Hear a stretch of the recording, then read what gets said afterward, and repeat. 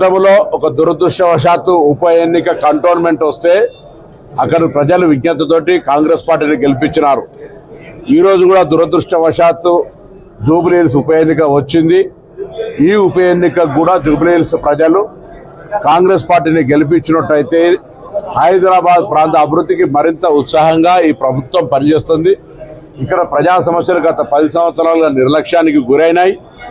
గత 10 సంవత్సరాల అధికారంలో ఉన్న పార్టీ శాసనసభ్యుడు అయినప్పటికీ కూడా అనేక ప్రజా సమస్యలు పరిష్కారం కాలేదు.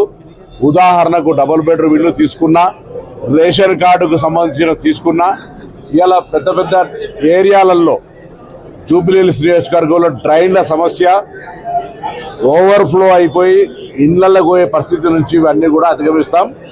తప్పకుండా జూబ్లీహిల్స్ ప్రజలను రాష్ట్ర ప్రభుత్వం ఇన్ని కార్యక్రమాలు చేస్తున్న దృష్ట్యా కాంగ్రెస్ పార్టీని ఆశీర్వదించే విధంగా కార్యాచరణ తీసుకుపోవాలని కోరుతూ కాంగ్రెస్ పార్టీ కార్యకర్తలందరినీ కూడా సమన్వయపరుస్తూ ముందుకుగా తుమ్మల నాగేశ్వరరావు గారు, డాక్టర్ వివేక్ గారు, నేను ఇన్ఛార్జ్ మంత్రులుగా, కొంతమంది కార్పొరేషన్ చైర్మన్లము పార్టీ క్రియాశీలకంగా సమాయత్తం చేస్తూ పోతా ఉన్నాం.